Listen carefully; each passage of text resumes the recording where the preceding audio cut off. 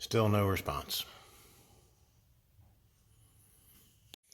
Do you remember the scene in that movie Robin Hood Men in Tights where the blind character Blinken is out kind of standing guard, or you might say standing watch, but he's blind, so what's he going to watch? Somebody else comes up and says, hey Blinken, what are you doing? And he says, guessing. I guess nobody's coming.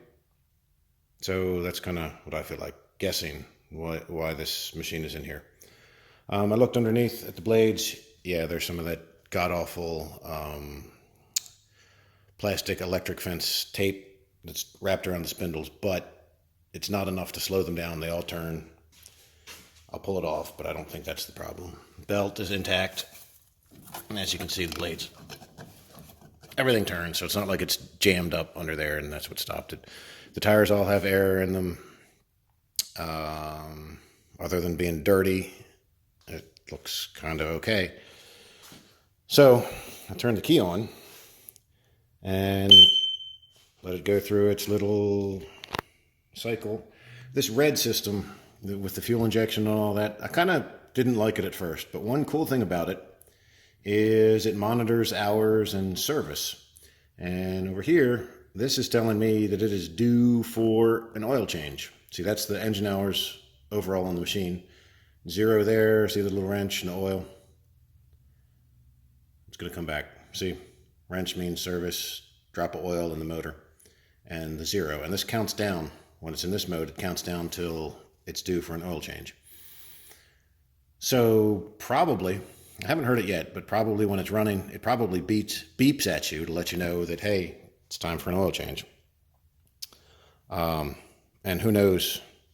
Obviously, the numbers don't go past 0, so who knows how long it's been crying out for an oil change. It's kind of ironic, funny, I don't know. Changing the oil in this thing seems a little silly because this big Kohler uses so much oil that the oil that's in there is, a certain percentage of it is really, really fresh. But, I do care about machines, so I'm going to change the oil, reset the service indicator in there, pull the junk out from the blades.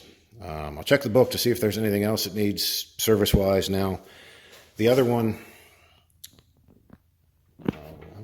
it's not showing up too well. This one is the hydraulic service. See the little wrench means service, and this is kind of the universal hydraulic icon because you got a drop of oil inside your hydraulic cylinder. And that's got, what happened? All of a sudden my phone stopped recording. So hopefully I was saying that this has got 328 and a half hours left on the hydraulic service. Because the machine itself doesn't have a whole lot of hours on it, and we use the god-awful expensive Xmark hydraulic fluid in it, so it has a long service interval. Not that there's a whole lot you do. You change the fluid, change the filters. But anyway, in the spirit of guessing, I'm guessing that's what the problem is. So I'm going to fire it up. The oil drains out of, there's this hose here with a plug in it. You pull out and you let it drain there. I'm going to fire it up and warm it up and get it all stirred up first. The oil filter's right there, easy to get to, so you can drip all over everything.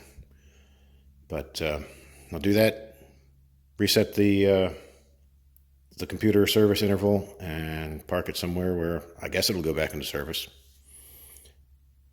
Guessing.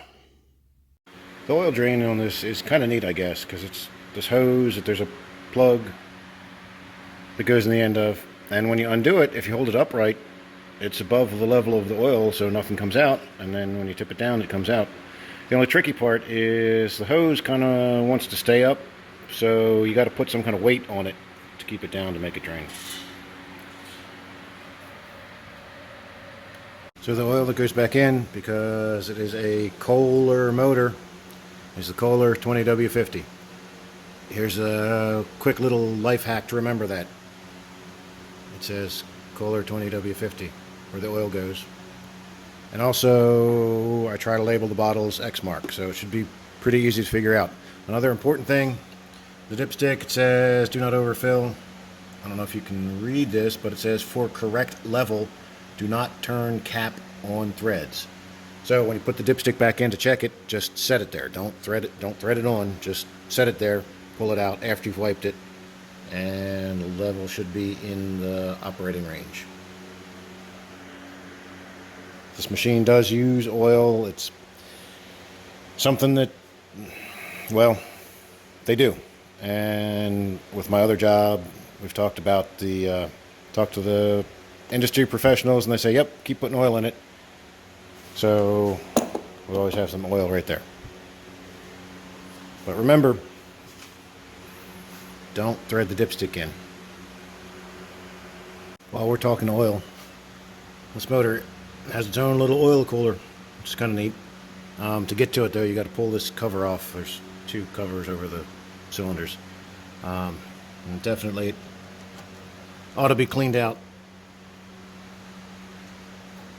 But we're not going to blow that out while we still have the funnel in dumping oil in. That would be bad. Alright, we got new oil in. Wipe the dipstick so it's clean. Put it in, but do not thread it. And let's see what we got. Can you see it? It's right there. Top of the full, that's where we want it. Good. We blew out all the dust. Pulled this junk out from the blades. And told the computer that we changed the oil. So there we go. Oil service. Come back. Oil service 100.0 hours to go.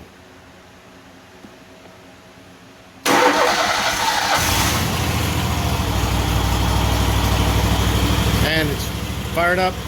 Light's green. No error codes or anything. So I guess it's ready to go back to work.